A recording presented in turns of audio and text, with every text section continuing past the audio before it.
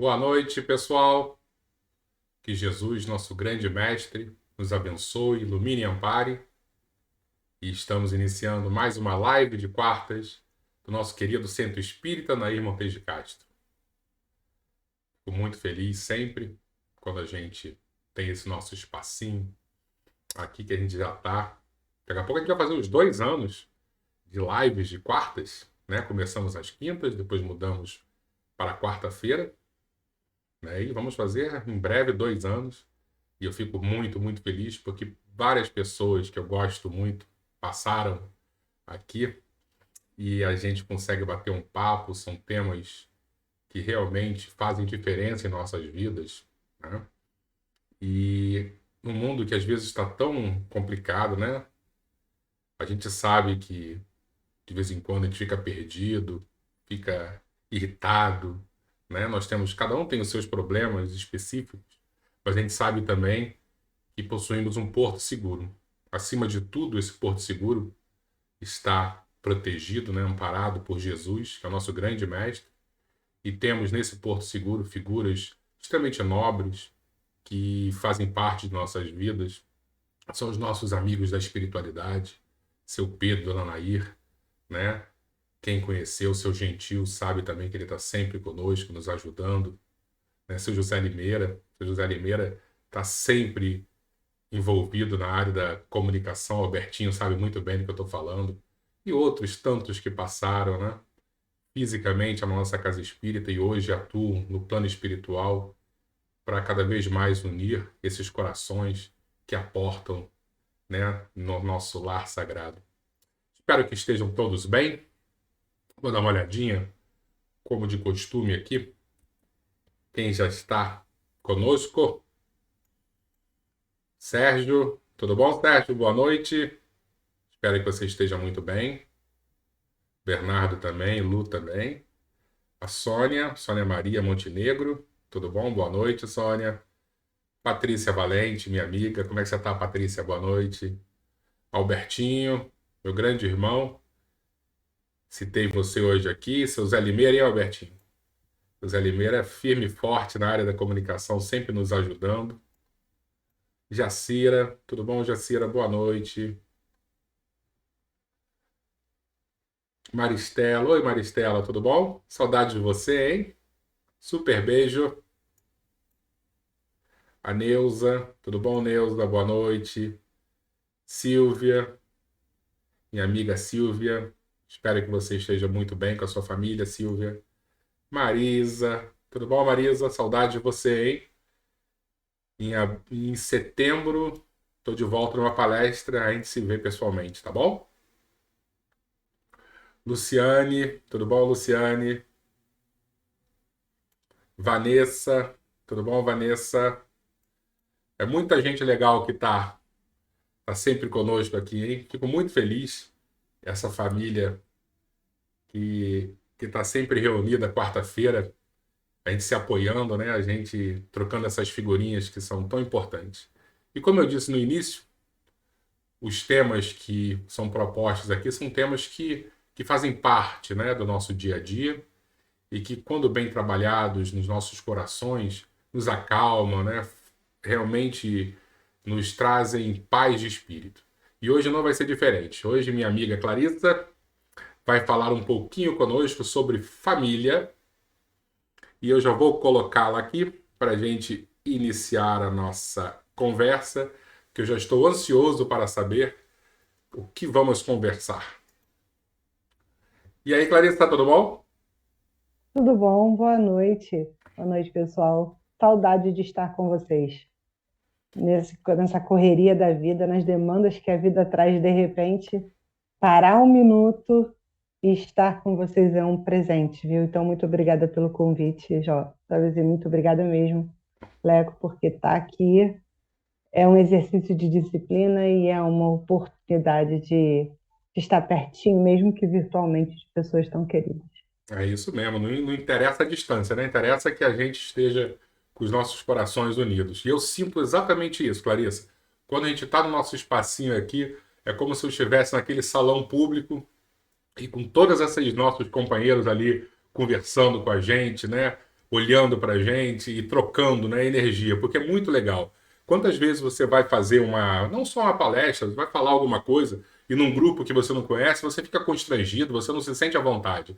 E a nossa casa espírita, a gente cria uma família. Então é muito mais fácil a gente bater papo, né? A gente ser sincero quando tem pessoas que a gente gosta muito ao nosso redor. E É até mais fácil começar o tema de hoje, porque nós estamos formando uma família. Por que nós estamos formando uma família, né? Porque nós temos uma sintonia, nós temos o desejo sincero de nos melhorarmos. Então, não é porque somos perfeitos, não é porque já corrigimos todos os nossos erros, já acertamos nossas contas. Não, nós somos uma família, porque estamos ali, todos juntos, na luta constante e tentando ajudar um ao outro sempre a se melhorar, né? então eu já vou começar com uma perguntinha para você, e aí depois você Ixi, lá embala vem. com tudo que você preparou para gente. Você falou sobre afinidade. Família é isso? É afinidade, então, espiritual? Também, também.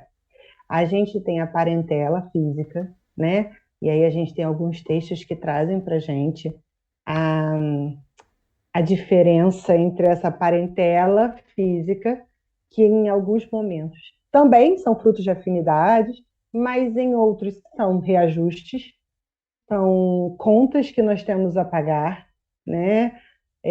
São oportunidades que a misericórdia divina nos dá para aprender, né? No livro Jesus no Lar, se eu não me engano, Ney Lúcio usa como escola das almas. A gente reencarna, tem todo um projeto para isso, né? Junto das pessoas que precisamos reencarnar para aprender, para nos melhorar. Agora, se elas são sempre afins ou não, vai depender do nosso merecimento e do nosso trajeto, né? Assim, o ideal é que se criem dentro dos laços de família os vínculos de amor, de respeito, de carinho. Esse é o ideal, né? É o projeto divino, que a família seja uma, vamos dizer assim, uma orquestra afinada, onde todos estão tocando, cada um do seu instrumento, a mesma música no rumo do conhecimento, do autoconhecimento, do crescimento. Mas a gente tem aí os nossos débitos, a gente tem aí o nosso egoísmo, a gente tem aí os nossos é, erros do passado, né? Que precisam ser corrigidos e que, de certa maneira, convivência dentro do lar é uma maneira de você transformar qualquer sentimento ruim num sentimento menos ruim, né? Nem todos conseguem chegar a amar, mas a convivência pressupõe que você vai aprender a lidar com aquele espírito, com aquela pessoa, que você vai conseguir entender melhor. Então, assim, quando o projeto divino da família, né, foi pensado, ele foi pensado para juntar as pessoas para que elas pudessem se afinar às leis divinas. Ela está dentro da lei de cooperação, né? Um espírito cooperando para que o outro cresça. A gente, enquanto sociedade, é que caminhou por um rumo meio complicado. E aí o egoísmo, o materialismo, o orgulho, eles foram fazendo com que as famílias fossem se tornando cada vez menores, né? Núcleos cada vez menores, de pessoas que estão com objetivos muito mais materiais do que espirituais. E aí você começa a ter uma série de complicações, né? Hoje, nós temos a sorte de ter a nossa casa espírita e lá nos considerarmos uma família. Por quê? Porque lá um está ajudando o outro a crescer o máximo possível, né? A gente está o tempo inteiro estudando o Evangelho, conversando sobre o Evangelho, a gente está o tempo inteiro programando movimentos de solidariedade, ou seja, botando o amor em ação. Então, a gente é uma família, né? Porque somos filhos do mesmo pai, então somos todos irmãos, e já conseguimos viver dentro desse espaço um pouco melhor a fraternidade. E muitas vezes melhor até do que dentro da nossa casa, né? A gente encontra nos nossos pais, nos nossos irmãos, muitas vezes adversários, muitas vezes pessoas com quem precisamos criar uma afinidade e trocar sentimentos não nobres por virtudes. Então, não é fácil a vida em família, mas em momento nenhum Jesus disse que era para ser. Muito pelo contrário. Numa passagem super polêmica da Bíblia, Jesus mesmo questiona quem é minha mãe, quem é meu pai, quem são meus irmãos, e responde: são todos aqueles que estão com o objetivo de cumprir a vontade do Pai. Então, assim, hoje nós temos uma parentela física, que é um fato, é consanguíneo, nós nascemos no grupo que precisamos e que merecemos. E temos a parentela espiritual, né, que está encarnada, nos dando um suporte, mas também que está desencarnada no entorno, tentando fazer com que a coisa se torne mais amorosa, mais amena, né? A gente costuma dizer que é muito difícil viver a adolescência, né? Que é muito difícil você chegar em determinadas fases, mas se tornou muito difícil pela estrutura social que a gente criou, onde o jovem tem que estar com 20 e poucos anos formado, trabalhando e ganhando bem.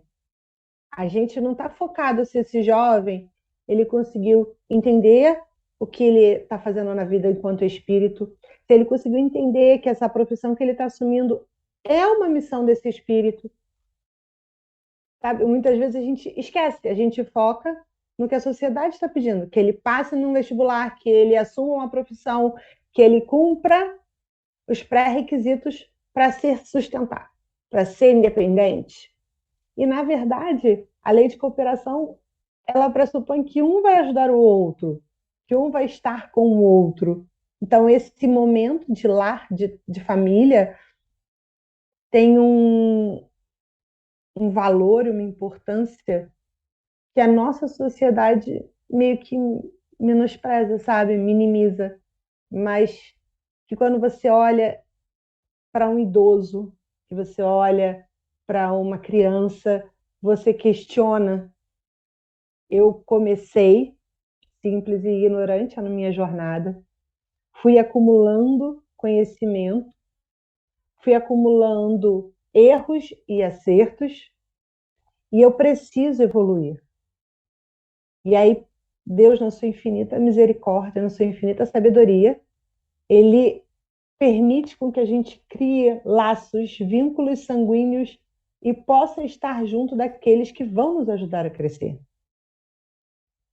Então, acho que hoje falta um pouquinho de foco. É a gente ajustar o foco para que as famílias entendam, para que os jovens entendam que não tem pressa para você se tornar o melhor profissional.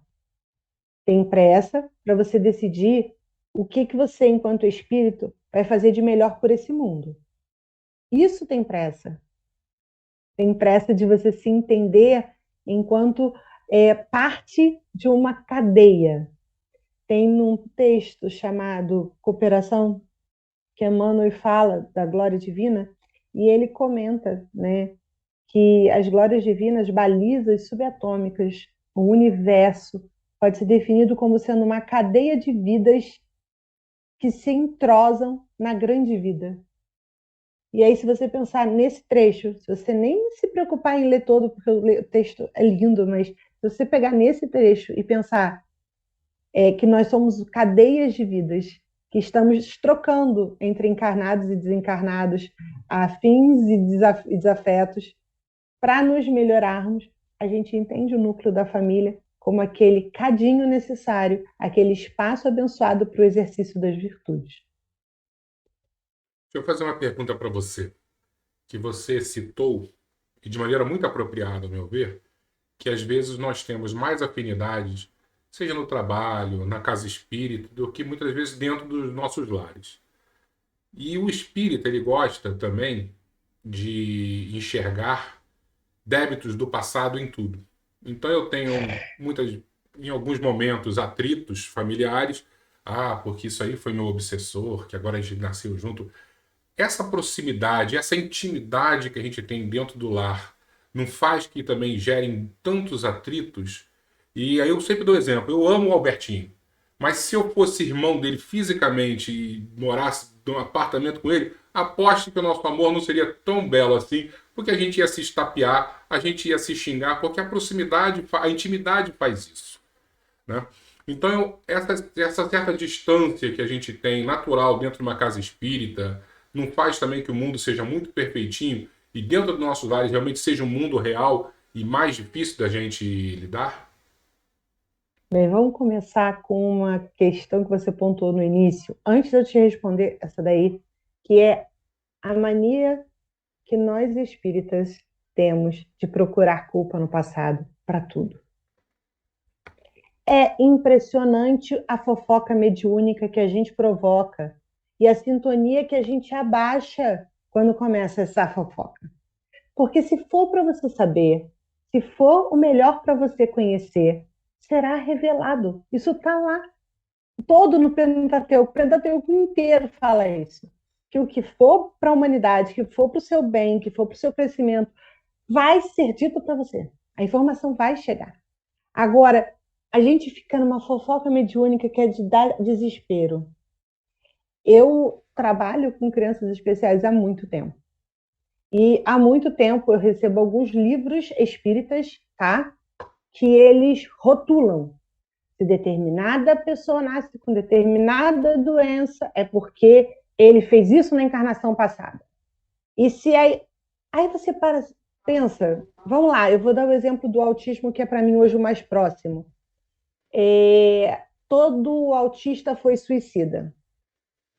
Bem, nós temos várias obras de Chico Xavier, onde espíritos suicidas vieram tetraplégicos, vieram com problemas motores graves. Eles não vieram com uma questão de um transtorno mental. Eles não vieram com uma dificuldade de interpretar o mundo que é própria característica do autismo. Eles vieram com outras deficiências.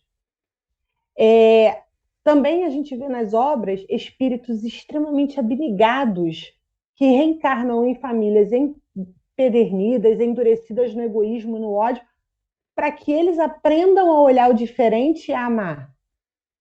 Então, assim, quem somos nós para fazer fofoca mediúnica? Eu não entendo, não consigo. Desculpa, Leco, mas isso é uma coisa que você tocou que me deixa muito Isso triste. me incomoda Porque bastante também. é como se a gente pegasse todo o estudo que a gente tem, tá? E botasse assim aqui do lado, rapidinho, deixa eu passar só uma coisinha rapidinha. Como se a gente pudesse generalizar. E Se a estereotipar, gente né? sabe, se a gente sabe que cada encarnação é preparada de acordo com aquele grupo de espíritos precisa passar, como é que a gente pode querer rotular? Assim, é muito triste, sabe? Para mim é um grande incômodo. Eu não sei, assim, já era desde que eu comecei a trabalhar com educação especial. Hoje, quando eu vivo a maternidade atípica, eu vou te dizer que já passei por situações de pessoas queridas, né, virem comentar. Ai, ai, que pena, né? Ai, tadinho. Tomara que, assim, agora com você como mãe, ele não vai se suicidar. Cara, quem disse que ele se suicidou na outra? Quem disse que o transtorno foi causado por isso, sabe? E quem disse que isso aí não é uma oportunidade de me mobilizar e de me fazer olhar para um determinado transtorno e lutar por uma causa, sabe? Hoje, para mim, é isso. Hoje, para mim, a chegada do Miguel é um grande movimento de luta. E quem me acompanha está vendo que eu fiz uma página onde eu divulgo informação científica, eu acolho mães que não sabem o que fazer, eu ensino o que a minha terapeuta ensina para que eu faça com o Miguel. Então, assim, me mobilizou e me criou todo um contexto familiar, tá? Onde é indispensável que todos se ajudem e que todos vivam esse autismo, essa construção, né? Então, assim, eu acho muito triste essa mania que o espírita tem de criar rótulos, tá? E aí, eu digo para você assim, com certeza, a intimidade ela é um dificultador para a gente quando a gente não está prestando atenção no foco. Porque se a gente pegar lá no capítulo 14, o texto de Santo Agostinho, eu vou dizer para você que eu não vou ler ele todo, só vou ler um trecho, tá? Mas eu aconselho a todos os pais que leiam, todos os filhos que procurem saber. Onde ele fala assim: ó espíritas, compreendei neste momento o grande papel na humanidade. Compreendei que, quando gerais um corpo, a alma que se encarna vem do espaço para progredir. Tomai conhecimento dos vossos deveres e ponde todo o vosso amor em aproximar essa alma de Deus. É essa missão que vos está confiada e da qual recebereis a recompensa, se a cumprires fielmente. Vossos cuidados, a educação que lhes derdes, auxiliarão o seu aperfeiçoamento e a sua felicidade futura. Lembrai-vos de que cada pai e a cada mãe, Deus perguntará: que fizestes da criança confiada à vossa guarda? Se permaneceu atrasada por vossa culpa, vosso castigo será de devê-la entre os espíritos sofredores, de vê-la entre os espíritos sofredores, desculpa, que a luz está atrapalhando. Dependia de vós que fosse feliz. Então, vós mesmos, carregados de remorso, pedireis para reparar a vossa falta. Solicitareis uma nova encarnação para vós e para ela, na qual cercareias de mais atentos cuidados, e ela, cheia de reconhecimento, vos envolverá no seu amor. Não dá para a gente negar que a responsabilidade desses vínculos dentro de casa, no cotidiano, na rotina, eles são cansativos, mas eles não são sem querer. A nossa missão é educar. E como é que a gente educa se não é pelo exemplo? Como é que a gente educa se é só no momento do encontro da reunião pública que a gente vai ser simpático e educado? Eu não posso ser simpático e educado só com as pessoas que estão entrando no mesmo grupo que eu estou. Agora, eu também não preciso e não devo seguir os exemplos e os caminhos se eu percebo que eles não são de acordo com os meus valores morais. E aí a gente começa a ter um conflito, porque muitos filhos têm muito mais maturidade espiritual que seus pais, né? E vêm para ajudar, vêm para tentar orientar. Esses pais, na arrogância de serem os pais, não aceitam ajuda e acaba que se perde uma oportunidade, se perde um momento de crescimento. E quando é, assim, o que é mais triste, né? É que cada vez que a gente vem aqui e acumula erros, a gente acumula culpas quando chega do outro lado, porque a gente veio para cá com o compromisso de ajudar esse espírito a crescer. Não interessa o que ele me fez no passado, nem interessa se fui eu que fiz alguma coisa no passado. Interessa que nesse momento eu tenho a oportunidade, eu tenho o dever, eu tenho a obrigação. Tá aqui, tá escrito. O meu dever, a minha maior obrigação é de cuidar, é de orientar, de dar o exemplo. Eu vou acertar sempre? Não, porque pai e mãe também é humano. Mas eu não posso rejeitar e nem posso deixar passar essas oportunidades de convivência como se elas fossem um castigo. Porque fulano tem um gênio muito difícil, menina, você não sabe.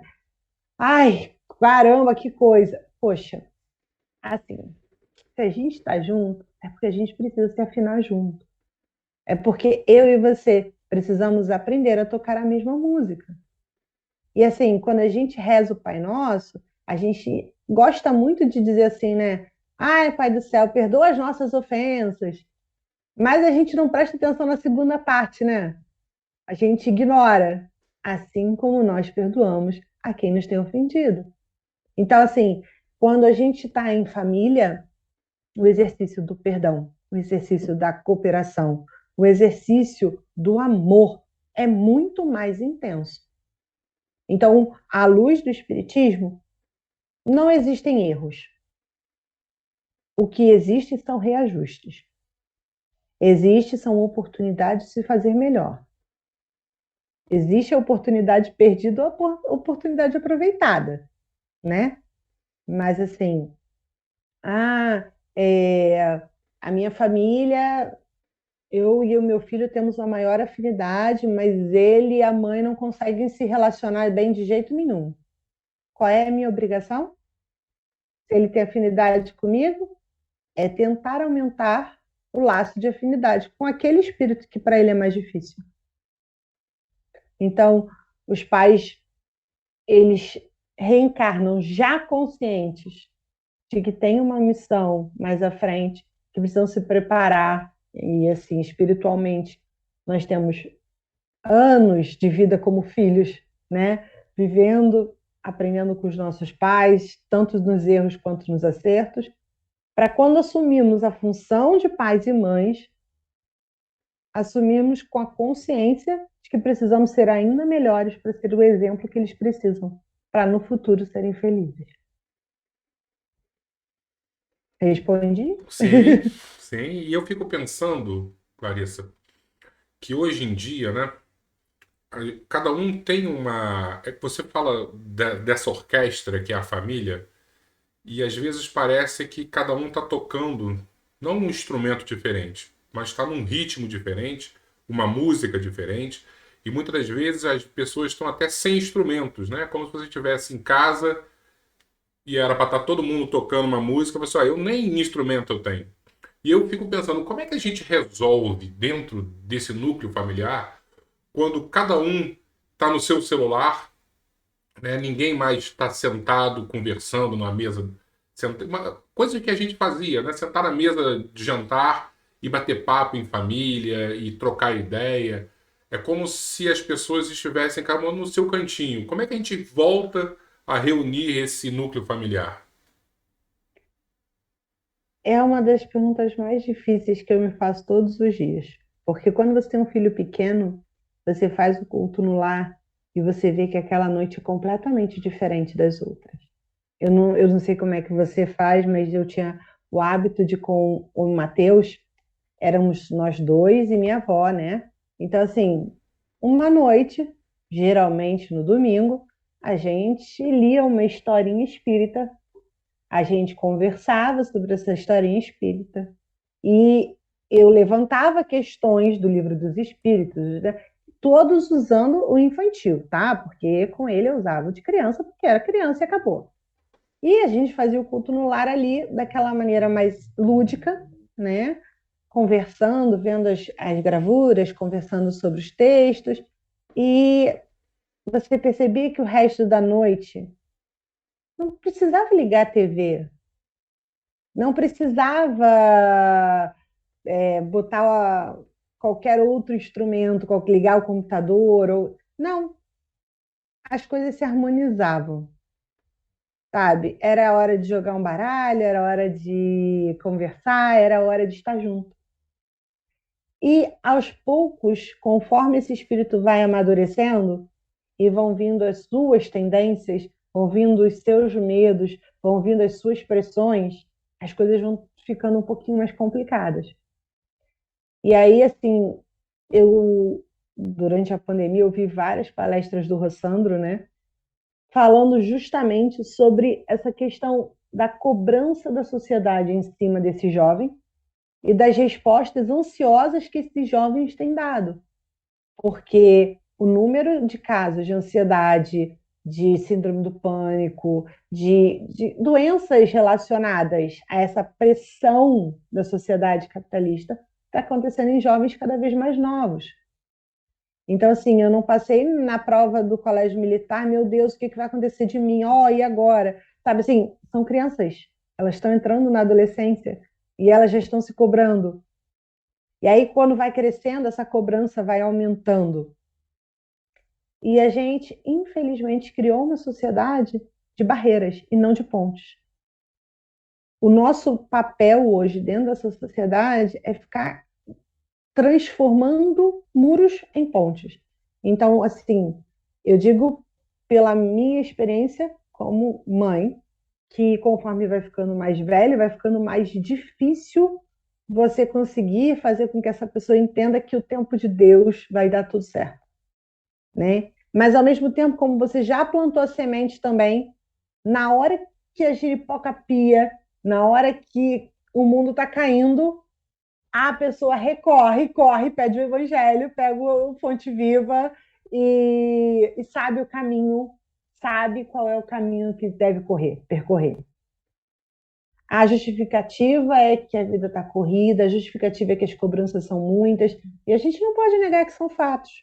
A vida está corrida para todo mundo.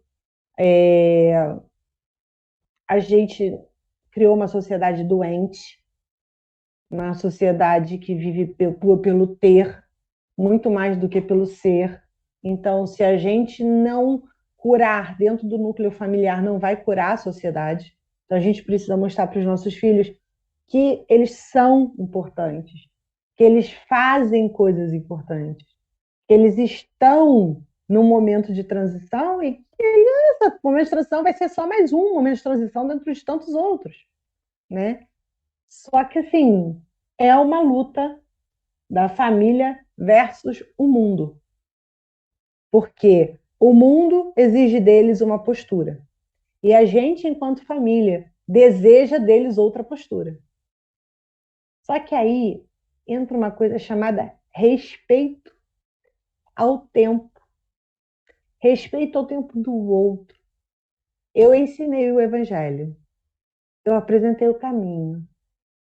Eu hoje estou no meio de um furacão diferente, estou passando por uma situação em que eu, Clarissa, não consigo mais encaixar os meus horários para estar tão presente quanto eu estava antes no centro. Mas eu não deixo as minhas orações de lado e nem deixo meu pai e minha mãe em paz, entendeu? Porque grito seu Pedro e Dona Anair constantemente. Mantenho lá o meu pensamento naquele jardim. Aquela árvore para mim vai ficar lá, porque mentalizo sempre ela, não adianta. Pode tirar quantas. Vai ter sempre lá Ah, aquele mas ela cantinho. continua, ela continua. A sombra tá lá. E assim, eu sei que ele também sabe o caminho. Eu sei que ele também sabe. Eu vi na hora que a situação começou a complicar que ele foi para o quarto com fonte viva, o evangelho na mão e falou: me ajuda, porque eu não estou conseguindo terminar de ler, eu estou muito ansioso. Então, assim, ele pode hoje realmente estar envolvido nas coisas do mundo e não estar conseguindo conciliar por uma questão de maturidade, por uma questão de teimosia, resistência do espírito, né? Não, que aqui nem o espírito é teimoso, né? Só o nosso filho, né? A gente não é teimoso, a gente não faz esse tipo de coisa. Mas, assim, os nossos filhos, né? Assim, como nós, eles também precisam aprender. E eles vão aprender no tempo deles. A gente mostra o caminho, a gente determina para eles, pelo exemplo, o que é justo, o que é certo, o que é correto, porque são conceitos que eles aprendem na família, desde pequenininhos, por imitação. Eu não sei se eu já te contei essa história, mas eu lembro de uma mãe que estava indignada porque o filho estava aprendendo a mentir. Foi uma das primeiras escolas que eu trabalhei. E o filho estava aprendendo a mentir, só podia ser alguém na escola que estava ensinando o filho a mentir, que o filho estava mentindo. E aí, no faz de conta, a gente vai aprendendo a chegar onde a gente quer com a criança, né? E aí eu comecei a brincar de faz de conta e tal, ali, para participar um pouco mais, ficar mais perto do faz de conta. E aí ele pegou o celular e falou assim: não, não, não, tô saindo da casa da mamãe, tô saindo da casa da mamãe, daqui a pouco eu chego. Ai, meu Deus, eu tenho que correr, porque se ele souber que eu vim pro shopping, quem estava mentindo? Aí, aí você acha que foi só isso? Porque assim, a criança começou a contar, pegava o celular dirigindo o carrinho, pegava o celular e falava assim: não, 5 minutos eu tô aí. 5 minutos eu tô aí. Aí botava, desligava, porque sabia que ia chegar em 5 minutos, estava saindo de casa aquela hora, né? A criança sem noção de tempo nenhuma. Só que a criança via o telefone tocar. E aí, quando ela atendia lá pela milionésima vez, ela falava: ah, nem tocou, nem tocou, acho que eu estava sem sinal. Quem estava ensinando a criança a mentir? É, né? Ela estava no banco de trás, no banco da cadeirinha de criança, sabe? Ela tinha 3 anos. Quem estava ensinando aquela criança a mentir? E criança percebe tudo, né, Clarice? Você pode achar que a criança está no joguinho, nada, ela está percebendo tudo o que está acontecendo, né? E olha, eu vou te dizer que assim, elas percebem e elas interpretam do jeito que elas conseguem. Então, cabe à família ajudar nessa interpretação. Porque aquela mãe, quando veio questionando que ele tinha algum amiguinho na escola, estava ensinando ele a mentir, porque ela pegou ele mentindo sobre o joguinho, pegou ele mentindo sobre não sei o quê, né? E aí a gente chamou ela para conversar e eu relatei os faz de conta. Ela me pediu desculpa e saiu meio envergonhada, como se o assunto tivesse acabado ali. Pelo amor de Deus, ninguém mais fala em mentira. Mas, assim, na primeira conversa ela chegou lá gritando, brigando, esbravejando, dizendo que o pai isso, que o pai aquilo outro. Na segunda ela já veio, tipo, quando ela ouviu que eu falei, venha só você para a gente conversar. Ela veio meio contrariada, porque o meu marido queria participar. Eu falei, mas eu não sei se você vai querer que ele participe, porque o que eu peguei no Faz de Conta foram esses momentos. Ele está imitando alguém. Quem é que leva ele no carro?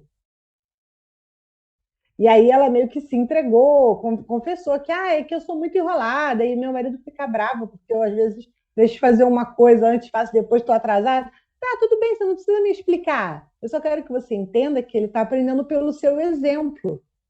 E é isso. Os nossos filhos aprendem pelo nosso exemplo. Então, eu hoje, Clarissa, tenho um filho de 23 anos. Ele começou a frequentar a casa de Pedro Inaíra aos 6 anos.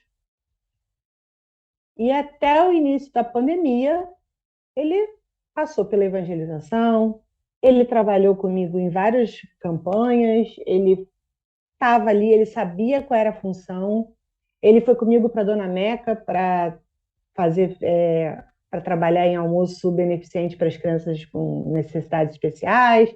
Ele foi comigo. Então, assim, ele sabe que a vida é uma prova buscada e que ele precisa aproveitar ela da melhor maneira possível, com sabedoria. Neste momento de faculdade, neste momento em que o mundo está chamando, está gritando, está exigindo e está pressionando para que ele faça, que ele aconteça, ele quer mostrar que é capaz de fazer acontecer sozinho. Eu já ofereci a minha mão 1.500 vezes. Vou oferecer 1.503 se precisar. Mas nesse momento ele quer tentar sozinho, então vai lá. Eu tenho que respeitar. Eu não preciso concordar, eu preciso respeitar. Eu vou dar o exemplo, eu vou seguir de mãos estendidas, mas eu não vou ser a pessoa que vou fazer por ele, porque ele precisa amadurecer, ele precisa entender que a vida, essa vida, foi ele que pediu. E ele está tendo a oportunidade de estar numa família espírita, ter uma noção do que é espiritualidade, portanto, quer dizer que já tem uma capacidade de reagir a esse conhecimento de maneira mais sábia. Então, assim, nós estamos numa sociedade que dificulta muito a vida em família. Ela é muito egoísta. Nós estamos numa sociedade em que o velho ele custa caro. Olha que absurdo. Aquela pessoa que trabalhou a vida inteira, que correu atrás de sustentar, de cuidar, de fazer produzir, hoje ele custa caro, ele é um peso. Que sociedade é essa? Que valores são esses? Como é que é você encontrar pessoas que passaram a vida inteira cuidando de 7, 8 filhos e não tem nenhum para cuidar delas hoje? Porque está todo mundo correndo. A gente também tem o contrário. Tem aqueles pais que largaram e voltam quando os filhos estão mais velhos, exigindo deles que eles o amem porque é o pai ou é a mãe. E aí a gente também vai ter aquela questão da espiritualidade, de reconhecer que cada um tem seu tempo, que a gente não vai mudar o outro, que o que está feito, que cabe a gente fazer o nosso melhor e seguir o barquinho para a evolução, porque ninguém vai voltar, ninguém evolui, a gente só evolui.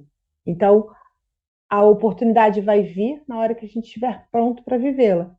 Se a gente quiser se manter no erro, se manter na mesma marcha e perder essa oportunidade, a espiritualidade fica muito triste. Ela entende como um momento de aprendizado. Ela respeita. Então também não cabe a gente não respeitar.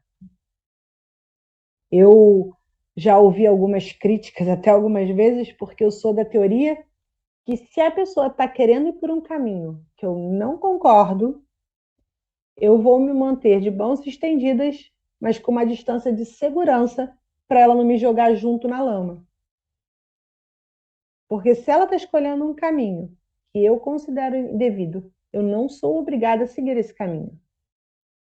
Então, assim, hoje não deixei e não deixo em momento nenhum o ódio tomar conta, o ressentimento tomar conta do meu coração. Porque eu já sei que esses vícios, esses erros, eles vão me atrapalhar no crescimento espiritual. Mas eu respeito as pessoas que estão em momentos diferentes, não as obrigo a seguir o meu ritmo, mas também não sigo no ritmo delas. E isso acontece muito nas famílias, hoje em dia, sabe? As pessoas, elas têm o direito de seguir caminhos diferentes e a gente tem a dificuldade de respeitar esse tempo.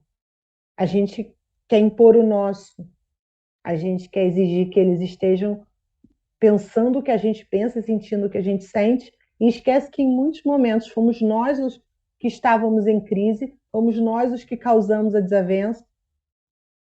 Então, a família, enquanto escola, ela é a escola mais intensa, é a escola mais perfeita, onde você vai encontrar afetos e desafetos, onde você vai ter a oportunidade de ampliar a sua capacidade de amar, a sua capacidade de esperar, a sua capacidade de ser melhor, para, em breve, ampliar isso e com um olhar mais universal, porque a gente não pode esquecer, Jesus foi muito claro. Meus, meus pais, meus irmãos, são aqueles que seguem a vontade do Pai Celestial. Então, somos irmãos de Jesus na medida que estamos nesse caminho, né? Na hora que entendemos que esse é o caminho que vai nos fazer felizes. Mas fizemos muita besteira pelo caminho, temos muita conta para acertar. E as pessoas que estão à nossa volta também têm suas contas a acertar, suas lições a aprender. A gente não pode exigir que elas andem no mesmo tempo que a gente. E O que a gente engraçado, pode é dar. Clarice, você falando isso, vem sempre à mente a parábola do filho pródigo, né? Quando o jovem Sim, chega para o pai e fala assim: ó, eu vou embora, me dá minha parte aí da herança e eu vou embora. E o pai não fica, não, pelo amor de Deus, não vai. Ele, ó, ok, vai, né? Isso também, eu acho que, como você disse, é a nossa educação na capacidade de amar. Se eu me educar o meu amor, eu vou saber que eu preciso dar o espaço da pessoa também dar com a cara na parede. E isso faz parte do aprendizado. Só que aí eu não permito que ela vá, ou quando ela vai eu vou junto, porque eu sou super protetor, e daqui a pouco tá todo mundo no lamaçal, porque ninguém soube exato. permitir dar o espaço. Não é assim, ah, meu filho pequenininho pode fazer, não é isso. Mas chega um momento que a pessoa tem o livre-arbítrio dela e a gente tem que permitir também que ela vá voar por conta própria. E a gente não consegue. E aí isso é que nem o pai. O pai, quando o filho pródigo volta, recebe com uma festa, porque enfim ele aprendeu a lição. Assim, a gente tem muita dificuldade e a gente confunde muito o amor com o egoísmo ainda.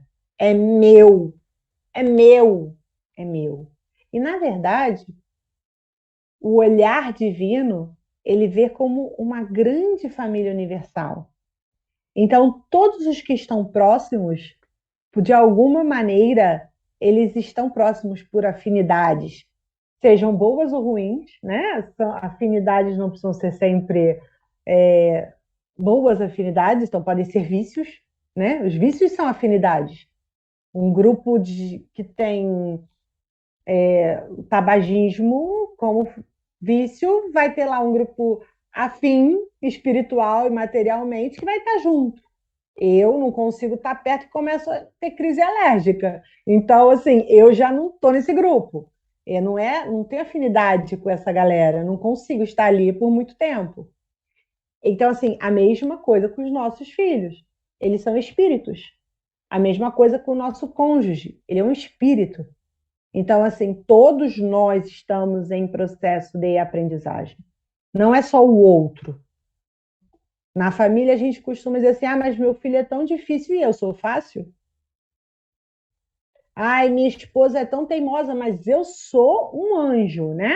Faço tudo certo. Nunca deixei nada fora do lugar. Nunca fiz nada para irritar. Sou super parceiro. Assim, gente, a gente precisa aprender a olhar e entender que, assim, estamos todos em processo de aprendizagem. E a família, à luz do Espiritismo, é exatamente a primeira escola e a melhor escola, a escola mais perfeita para você exercitar as virtudes. Primeiro, se você está no papel de pai e mãe, você começa a exercitar a virtude quando você começa a dar o exemplo. Você não vai ensinar o seu filho a mentir para a vovó. Você não vai ensinar seu filho a mentir para o papai. Dizer que você estava lá e não está, ou que você tirou uma nota tal e tirou outra. Você não vai ensinar esse tipo de coisa, porque se você ensinar ele a mentir na pequenininha, você vai ensinar ele a mentir no grande também. Não é? Você, ali nos primeiros anos, você tem toda uma oportunidade divina de modelar e ensinar os comportamentos que você considera mais justos, mais adequados. Mas você não adianta só falar. Você tem que mostrar. Você tem que fazer. Então, você se policia. E aí, com isso, você vai se educando a ser uma pessoa melhor. Ok, cumpri o meu papel, meu filho agora já está maior de idade e ele é o responsável pelas ações e pelas consequências das ações dele. Isso não quer dizer que eu vou deixar de ser família, que eu vou deixar de cooperar, que eu vou deixar de esticar a minha mão, mas significa que ele, como já é responsável, senhor da sua encarnação, lá nos livro dos Espíritos, eles dizem para gente, né? Já que ele já assumiu aquele corpo ali como sua encarnação, sua prova, então eu agora vou respeitar o passo que ele quer dar. É fácil? Não. Dói? Às vezes muito. Mas eu também já causei essa dor em alguém, pode ter certeza, porque cada um no seu tempo, cada um no seu ritmo, a gente não aprende as mesmas coisas toda hora só porque o outro falou. A gente quebra a cara e vai lá e fala, putz, quebrei a cara e me avisaram que eu ia quebrar a cara. Não é verdade? Então, a gente quando pensa, tá muito difícil viver em família, a gente convive com os vícios dos outros e os outros convivem com os nossos. E eu tenho obrigação moral de me esforçar para ser a melhor pessoa possível, o melhor exemplo possível para o meu sobrinho, o melhor exemplo possível para o meu primo, o melhor exemplo possível para aquele espírito que estiver começando a reencarnação e que está me tendo ali como um exemplo, né? A maternidade e a paternidade são, claro, o centro, está lá. Leiam Santo Agostinho, pega lá o Livro dos Espíritos, agora esqueci qual é a questão. Eu sou péssima com número, gente. Acho que eu vou ter que recuperar o cérebro assim na próxima. Eu acho que tá aqui, peraí. Não, não, não. Eu acho que é um 7,6, mas não tenho certeza. Achei aqui. No capítulo 14, nas instruções dos espíritos sobre a ingratidão dos filhos e os laços de família. É um texto de Santo Agostinho. Leiam o capítulo 14 e leiam com carinho Santo Agostinho. Porque, assim, a ingratidão dos filhos é péssima. É um dos maiores uma das maiores características da nossa geração, desse momento que a gente está vivendo, sabe? Porque muitas mães cuidaram de 7, 8 filhos e hoje não tem um para cuidar porque todos estão muito ocupados, sendo o mais rico que o outro irmão, ou tendo mais coisa que o outro irmão, né? E eles estão perdendo a oportunidade de agora cuidar de quem cuidou. Que eu acho, e aí quem me conhece sabe que eu sou dessa linha de raciocínio, é mais do que um dever moral cuidar de quem cuidou. É uma oportunidade. Então, assim, não vou perder essa oportunidade, porque esse erro eu já devo ter cometido e essa lição eu já aprendi. E, pelo exemplo, eu espero que o meu filho também faça. Mas, e se ele não fizer? Bem, aí a conta é dele, porque eu ensinei o Exatamente. caminho. E aí entra aquela história, Jesus, né, com Santo Agostinho, de Deus vai te perguntar: que fizeste da criança que te foste confiada a guarda? Então, eu dei o melhor exemplo que eu pude, eu dei as melhores lições evangélicas que eu pude, agora ele, como adulto, vai seguir o seu caminho. Eu tenho que respeitar, orientar quando for possível, e respeitar mais um pouquinho, porque é difícil, né? Você já cometeu os erros que ele está cometendo, você já está tentando, mas ele também precisa cometer, porque ele também precisa aprender. Se você passou pela prova e conseguiu estar aí firme e forte, por que ele não vai conseguir? Então, se assim, essa relação for de amor, ela não prende, ela não amarra, ela conquista. E aí, nesse conquistar, nesse exemplo, nesse vínculo criado de afinidade, você vai criando uma cooperação natural, vai criando um verdadeiro laço de família. Até que a gente amplie esse laço de família e seja capaz de fazer isso para toda a humanidade, não só para aqueles que estão dentro do nosso grupo de afeto, nosso grupo de seletos, de especiais, de únicos, que a gente, infelizmente, ainda precisa para exercitar o cadinho que a gente sabe do que é amor. Falei Expandir, né? demais, né? Não, não, isso mesmo. Eu tô pensando aqui, realmente a gente precisa expandir esse, esse laço familiar para muito mais distante, né? Às vezes a gente fica olhando só para dentro da nossa casa. Ontem estava um friozinho, né? Eu vou botar meu filho para dormir, conversando com ele, e pensando quantas pessoas estão aí no meio das ruas, com frio, abandonadas, né?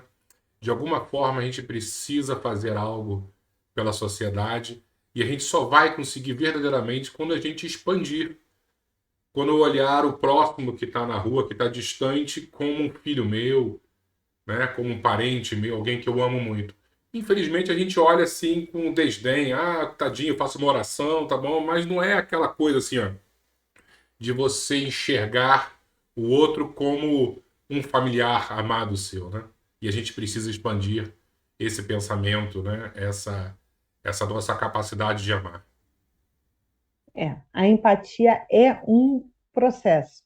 Aprender a sentir a ter compaixão é um processo. Eles são escadinhas para a gente chegar a entender o que é o amor de verdade. A gente hoje tem um traço, a gente tem assim uma noção muito sutil do que é amor.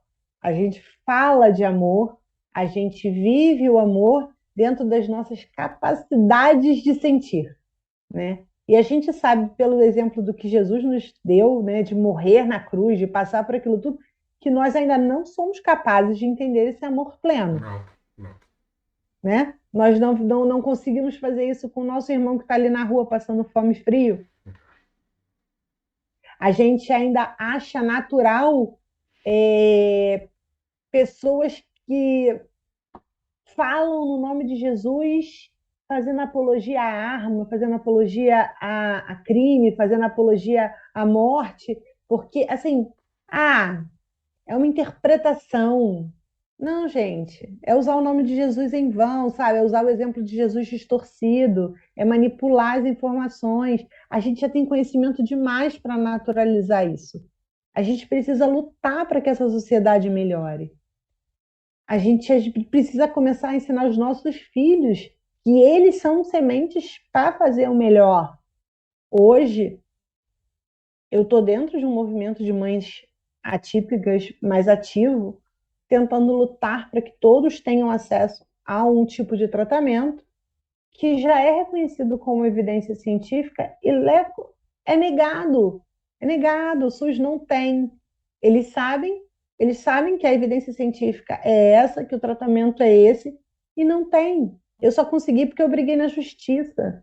E eu consegui mesmo assim, de um jeito assim, brigando na justiça, a Unimed enrolou pra caramba. E assim, foi tudo tão difícil. A nossa sociedade, ela dificulta a vida um do outro por esperteza, por valores errados. Então, assim, quando a gente conseguir fazer com que os valores sejam os valores do amor, os valores do cuidado, os valores do respeito, os valores do afeto, a gente vai conseguir transformar de dentro para fora, né? A semente, ela cresce primeiro a raiz, depois ela dá os frutos. Então a gente precisa crescer esses sentimentos dentro da nossa casa, dentro do nosso coração, dentro da nossa vida, para que possa para brotar os primeiros frutos desse movimento, porque nós fomos essa semente e nós permitimos que esse crescimento acontecesse. Posso pedir para você fazer uma prece para a gente, para levar um pouquinho dessas reflexões para dentro de cada um de nossos lares? Pode, é um prazer, até porque assim, estar aqui é uma oportunidade, estar aqui pensando sobre isso é uma oportunidade, um exercício. Alex, se você soubesse como é difícil ser mãe de adolescente metido adulto e como as coisas vão mudando, e como falar de família, ler o evangelho e falar assim, tá bom, é respeito, respeito, respeito. Mas a gente vai lá. Agora, nesse momento, respirar profundamente, mentalizar a casa de Pedro e Nair, que nos acolhe com tanto amor, com tanto carinho, e nos colocando ali, envolvidos nesse amor e nesse carinho. Agradecer pela oportunidade dessa noite, pela oportunidade de pensar sobre os vínculos familiares, sobre as nossas funções enquanto espírito.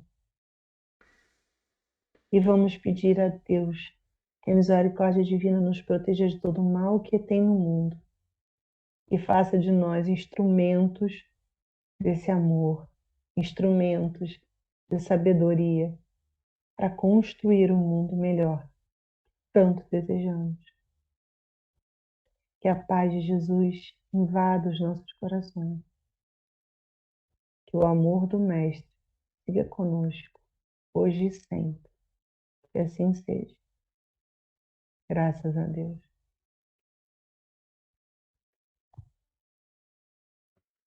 Obrigado, tá, minha querida amiga?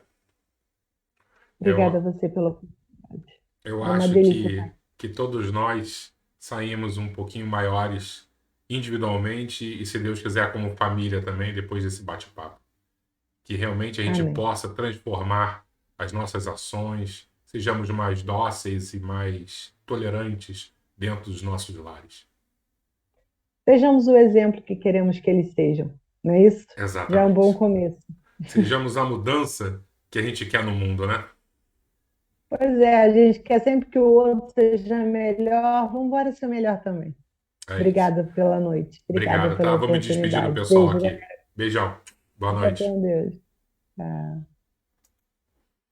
Pessoal, muito obrigado a todos e que possamos ter uma noite bem tranquila, em família, né? Com os pensamentos voltados a Jesus sempre. Fique com Deus e que esse amor que a gente busca em Jesus realmente a gente consiga transformar em ações nos nossos lares.